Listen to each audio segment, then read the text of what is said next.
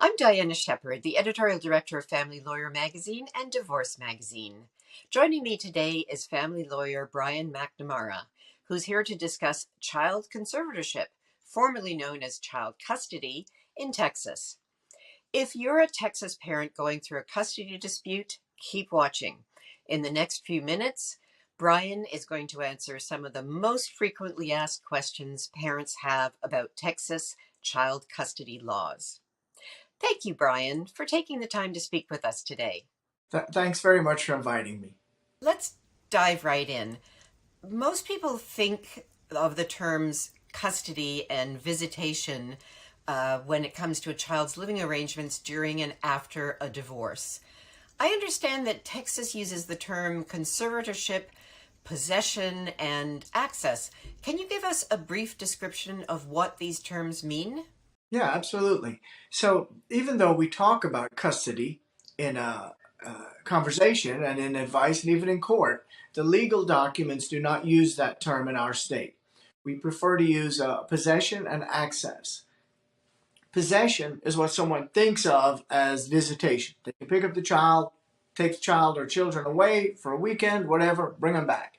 Access is more specific, where they can come visit with them, but not leave with the children. They can visit the children or not leave with them. In terms of custody, we divide up the parenting time. So what's most common is for the parents to be called joint managing conservators. There are still rights about the kids that have to be resolved, like who gets to determine their residence, which is basically custodial, who makes education decisions, medical decisions, psychiatric therapy decisions, things like that. But rather than custodial, we typically have joint managing conservators. Sometimes there's a sole conservator, but that's not too common. So, we used to talk about sole custody or joint custody. What roles are available for a divorced parent in Texas, and what are the rights and obligations of those roles? Yeah, so that's similar to what I was talking about. Um, the parents, a lot of times people will say, not a lot, sometimes people will say, I want sole custody. And first of all, like I said, Texas doesn't have the term custody necessarily. But for most people have a different view of what that means, okay? So sole custody really would mean termination of the other parent's parental rights, and that just doesn't happen. So what ends up happening is we end up dividing the parents' parenting time with the children. Um, uh, so typically, parents have joint managing conservatorship, and then the individual right, like I said, the right to decide where the child lives is allocated. The right to make medical decisions, the right to make psychiatric, psychological, and educational. There's a list of 10. Those are the most important. They can be allocated in various ways. Solely to one parent, which is maybe the closest to sole custody, I guess. Uh, but what's very common is that the parents have to agree. So if they don't agree, nothing changes. The situation remains the same until they agree. When it could be an educational decision, certain types of medical decisions. Sometimes it says one parent can decide after consulting the other. So there's different ways to allocate those rights to keep everybody involved in the children's lives and in making decisions about them. So, how is conservatorship, or what we used to call child custody, determined in Texas? Well, what the law says is it's supposed to be on the best interest of the child, and it always is. I mean, there are those who would maybe disagree, a few cynics, but it's made on the best interest of the child. But it's made based on what the person or people making the decision think is best. That could be a judge. It could be a jury. We have a statute that says gender can play no part. Uh, in most courts in Texas, it doesn't. Dads can get primary conservatorship, and they do. Primary means basically the right to determine the children's primary residence. The factors that go into it are typically who has done most of the parenting before the case was filed, and also somewhat during, but mostly before. And so, which parent is the one who has typically taken them, made the doctor and dentist appointments, and taken them to the appointments, meets with the teachers, helps with the homework, attends the the meet the teacher night, as I said, all those day-to-day things, it still tends to be more it, well, let me say it this way. It tends to be more moms, but that's because they still tend to do more of that. But there's a lot of cases where dads get custody because dad is the one doing that. He is the one who mom's got a good career going, and he's making they've made the decision that he's going to do the parenting, and so he's the one who's done all that. And the least disruption to the children is to maintain that. So those are the biggest factors. Ultimately, judges want to know who's going to exercise the best judgment with regard to these children, because obviously the judge isn't going to be there making the decisions. But a jury can decide that question also. They get the same instruction as the judge has. Do what you think is in the child's best interest. Some cases are easy. A parent disqualifies themselves for drug use or something. But most of them, it's just the question of putting on the evidence, and you have two adequate parents. The fact finder, which is the decision maker, decides what they believe is in the children's best interest. So, if the children are splitting their time between two homes, either mom and dad's house or mom and dad, depending on their situation, is it always 50-50? Can you talk a bit about the most common types of living arrangements for children during and after divorce? Yeah, sure, and that's a good point. Yeah, whatever the parents are, right? Whoever the parents are, we divide the time amongst the children. So um, uh, Texas says we should. There's two ways to approach it. I apologize for backing up a minute. There's two ways to approach it. If a judge makes the decision, the judge is supposed to start with what's called a standard possession order. I'll describe that in a moment. Or the parents can decide what they think would be best, and they can put that into an immediate settlement agreement, which the court must honor. So the standard possession order, which is the starting point for judges, says that the parent who does not have the right to designate the children's primary residence, basically the visitation parent, would pick them up every Thursday from school, keep them back to school Friday. Pick them up from school Thursday, back to school Friday morning. Pick on the first, third, and fifth Friday of each month. Pick them up from school and bring them back to school Monday morning. So when it's that parent's weekend, they pick the kids up from school Thursday, and they have them until Monday morning. The next week they have them Thursday overnight. The weekend is the other parent's time, so they don't see them again until Thursday. That's a long stretch. That's the starting point that the law says a judge should start with as a presumption. A judge can deviate if the evidence supports it. Most commonly, parents make agreement, and those are all over the place. Sometimes they'll say one parent gets Wednesday and Thursday, so it's what I described, but instead of just Thursday, it's Wednesday, Thursday. So now one parent has a Monday, Tuesday, the other has a Wednesday, Thursday. Sometimes they'll do week on, week off. The most important factor when you expand the time or you get closer to a 50-50, the most important factor is that the parents must live close together. The law doesn't say that. That's my opinion, because if you're doing week on, week off, or 2 days and 2 days during the school week, and one parent lives 10, 15 miles from the children's school, the kids are in traffic all day going home, and then they're getting up at 5 in the morning to get to school on time. So it's really important to have a commitment, which we'll usually try to put into the order, that the parents must live within a very tight radius of some central point or within a defined boundary. So anyway, if you ask the judge, you could get what I described, which is the standard possession order. That's the Thursday weekends. It also splits the holidays, splits Thanksgiving, gives 30 days in the summer, alternates spring break, and splits Christmas. Or you can make an agreement to what you think is best for your kids and your family. Is it possible for both parents to have equal rights and decision-making powers regarding their children, whether or not the children split their time equally between both homes? Yes, it is. It is possible. That's where you take those 10 rights and duties that I mentioned and allocate them jointly. That means that the status quo remains unless both agree to change it. So the law allows For example, Texas law allows the parents to file an agreement that says the children will have no primary residence.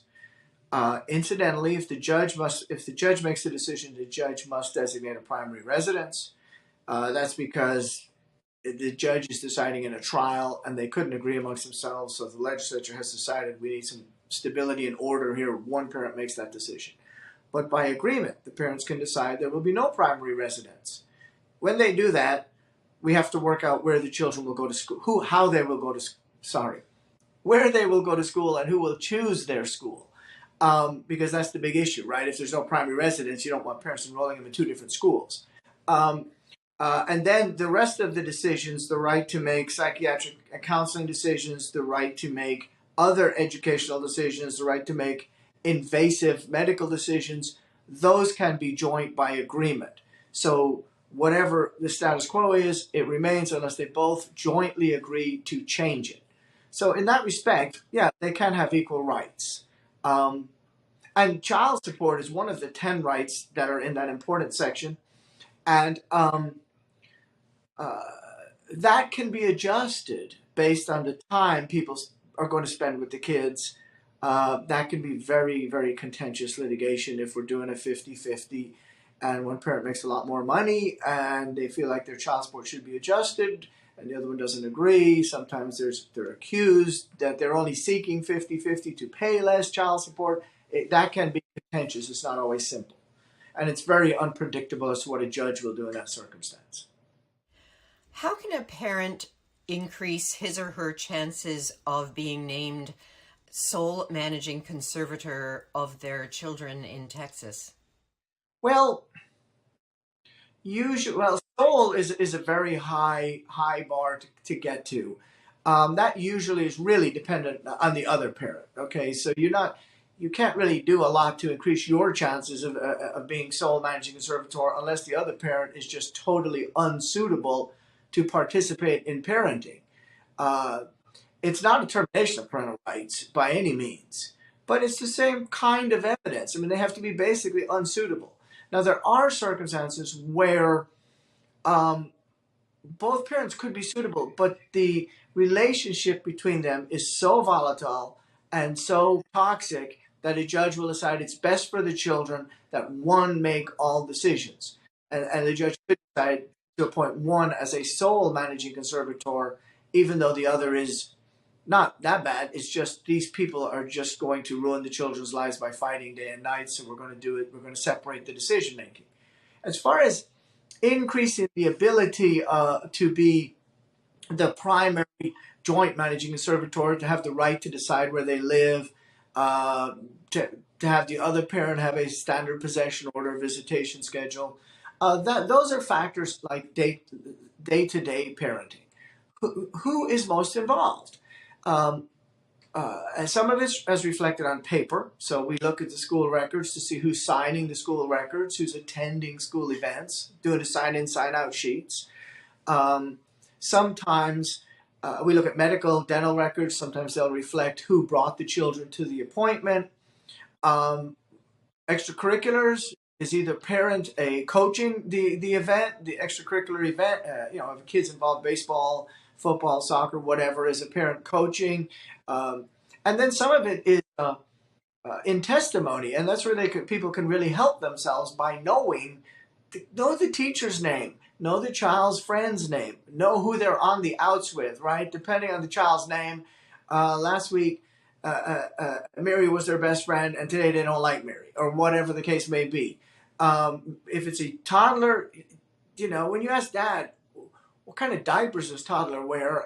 And that parent, the parent who doesn't do the primary parenting, is a better way to say it in many cases. Who doesn't? What diaper does the child wear? And they don't know because they're not buying them.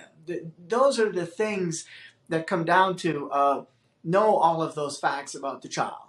Know their favorite food this week. So when you're testifying, you can describe your child not just in general terms. Certainly, demeanor is important, behavior is important, but also specifics. That really shows involvement. Last week, the kid couldn't stand, loved Cheerios, but this morning a toddler threw the bowl of Cheerios across the room and hates Cheerios this week. Those are things that are important also. That's what people can do. They can learn that information and they can increase their involvement in the child's life. What are some of the common mistakes that you've seen made in a child custody dispute? The most common is thinking that the secret to success is beating up the other party. And of course, I don't mean physically, but I mean, people think that the judge has only, or the jury has only two choices, or I should, yeah, one choice, right? Two parents. That if I disqualify the other, it must be me. And the truth is that that sometimes works. But I have seen cases where I have been in courtrooms where I was observing, it wasn't my case, where parties did such an adequate job ruining the other's parenting ability that the judge instructed the bailiff to retain them in the courtroom while the Children's Protective Services went to school to get the children. I mean, the judge basically said during the hearing, I've called CPS, none of you are getting these kids. It is way more important to show the judge or the jury why you're the best choice. So that if a judge makes the decision, or a jury, they leave the courtroom that evening feeling they did a good thing for these kids, they're in a good place, with a person who's going to make good decisions and take good care of them, rather than making them feel like they just made the best of two awful decisions and they're really worried about these kids. So it's really important to show why you're the best choice. To some degree, it's almost like a job interview where it's important to show you're the best candidate, not to sit there and beat up all the other candidates. That's not going to get you the job. So that's one of the biggest mistakes people make. Other than that, the other one is similar. Is where a parent who has not been the primary day-to-day parent of the children has a sort of a conceited attitude that they're just so good they don't need to learn all the facts that I said earlier, and they're just going to go in and show why the other one doesn't know what they're doing, and that's all I need to do because I'm perfect, and that usually fails and can be traumatic on cross-examination for them when it comes out all the things they don't know. So those are the biggest factors. I suppose the third one would be not being willing to do the work. A custody case is very time intensive. It's a lot of work, and we need a lot of information from our client. And sometimes people just don't want to do the work to provide us everything we need. So it's harder to get adequately prepared. If one parent removes the children from the state without the other's consent, what can the other parent do to have their children returned? Even if they get a court order, how can they enforce it? Okay, so yes, the second part of that question can be very difficult. The first part, not so much. Texas doesn't have parental kidnapping absent a court order. So unless there's a court order about the children, a parent can take them anywhere they want. If a parent leaves with the kids and files for divorce or leaves right before a divorce is filed, it is very likely that a judge in Texas will order the children returned. If the parent doesn't, the case will probably proceed here, and ultimately the parent here could get primary conservatorship. There's entire statutes related to this called the Uniform Child Custody Jurisdiction and Enforcement Act, Uniform Interstate Foreign Support Act. And what those deal with is UIFSA is the acronym for the Support Act. What those deal with is interstate issues within the United States, not international issues. So typically if a parent leaves with the kids when there's no court order in place and the case is supposed to be in Texas and Texas has jurisdiction and venue, they'll be ordered to bring them back. If they violate a court order and leave with them, they'll be ordered to bring them back. If they ignore that order, then ultimately the parent in Texas may have to hire a lawyer in the state the other parent ran to and have that lawyer go to their courts to get the Texas order enforced. Because it is rare, but ultimately law enforcement can be ordered to go take the children, seize them. Rarely does it ever get to that, but it can. A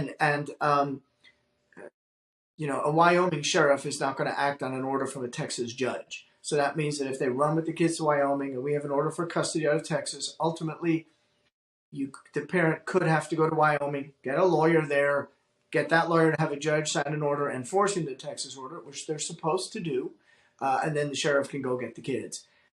More commonly, you take your Texas order to Wyoming, you take them out of school and fly them back. But we really hate to do that because it's very traumatic on them. Usually it doesn't come down to that. Usually the parents end up saying, okay, I'll comply with the order. But ultimately that could be the route. My guest today has been Brian McNamara, a family lawyer at McNamara Law Office in Kingwood, Texas. Brian is licensed to practice in all Texas courts, including the Supreme Court of Texas. If you are facing a child support or a custody conservatorship dispute in Texas, Brian and his team are ready to help. For more information, please visit www.mcnamaralawyers.com. Thanks very much for your taking the time today, Brian. No problem. Thank you for inviting me.